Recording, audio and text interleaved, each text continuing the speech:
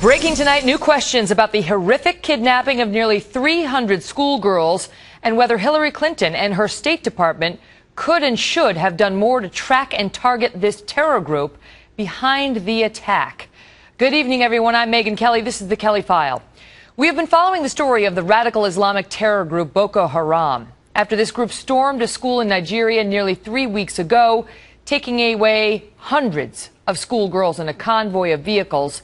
Their leader later seen gloating on video, vowing to sell the girls. I sell women, and I'll sell women as commanded by Allah until the land is filled with the blood of unbelievers. Former Secretary of State Hillary Clinton is credited with being one of the first people to bring attention to this kidnapping, with her Twitter messages slugged hashtag Bring Back the Girls.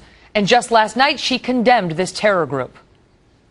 The seizure of these young women by this radical extremist group, Boko Haram, is abominable, it's criminal, it's an act of terrorism, and it really merits the fullest response possible.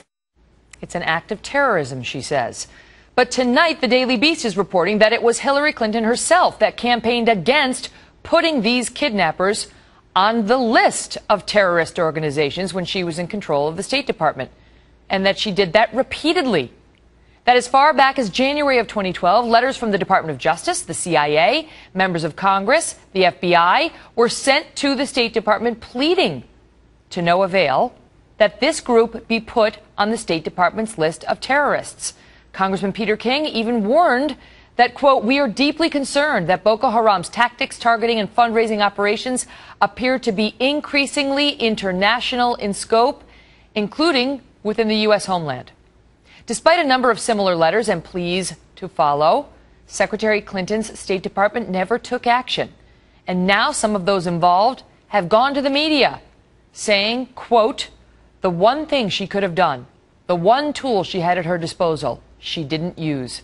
And nobody can say she wasn't urged to do it. It is gross hypocrisy. Joining me now, Chris Direwalt, who's our Fox News digital politics editor, and Brooke Goldstein, who's a human rights attorney and director of the Lawfare Project.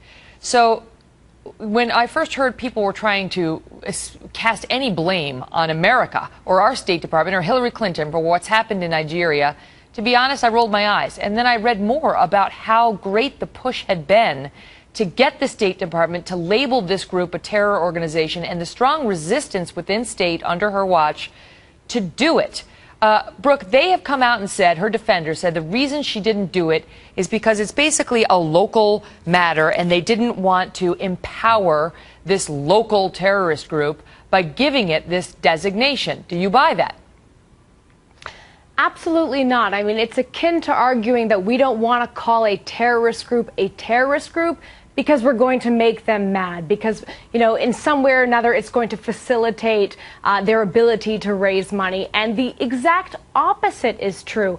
Designating a terrorist group is a very important tool in ceasing the ability of that terrorist group to engage in their activities to raise money. What it does is it forces the entire weight of the U.S. government to go against that terrorist group. It makes it illegal for that group to engage in financial activities within our market. It makes it illegal for any organizations to provide material support to that terrorist group. It also sends a signal to the world that this group needs to be stigmatized. And the opposite, the failure to designate this group, sends a green light. Go ahead, continue with your terrorist activities. You can do it with impunity. We're going to turn a blind eye. Chris, Andy McCarthy of the National Review Online, who comes on this program quite often, writes a scathing column about this today. And he concludes by saying, from Benghazi to the Brotherhood in Egypt to Boko Haram, this terror group and beyond, Hillary Clinton's tenure at the State Department was a disaster.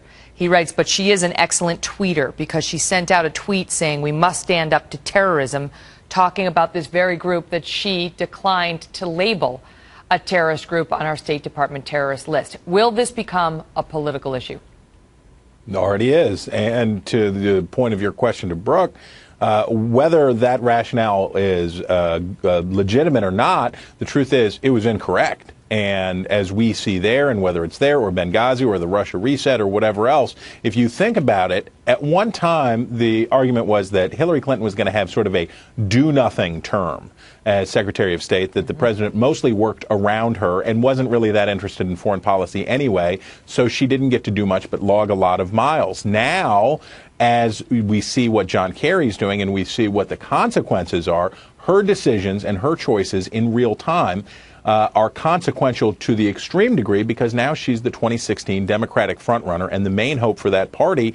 All those things take on new significance. And yet, Brooke, when you look at all the incoming to the State Department when she was in control, saying, put them on the list, labeled them as a terrorist organization. And in fact, when she refused to do it, they tried to push through legislation that would force her to do it. And there was a bipartisan conclusion that they needed to be put on that list. It wasn't just the Republicans, but she wouldn't do it. Now, in retrospect, some are saying the reason she didn't want to do it is not because she didn't want to empower them by giving them this label, but because there is an idea that doing so that would have angered them, and that this is more of sort of an attempt to say, hey, don't worry, radical Islam, we're not going to give you these labels, we're going to change our own policies internally, and then you won't hate us anymore.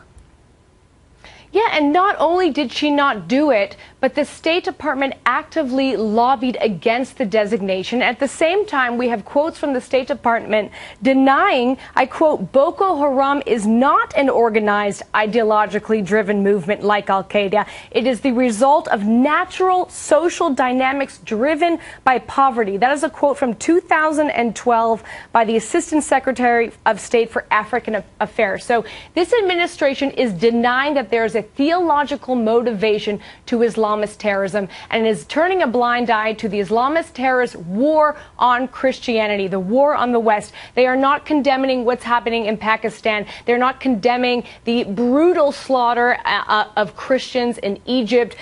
Just a couple weeks ago, we had a woman who was literally torn apart on the street by Muslim Brotherhood supporters because she was wearing a cross on her neck. And this is completely ignored by the Obama administration, because in their view, there is no such thing as Islamist terrorism.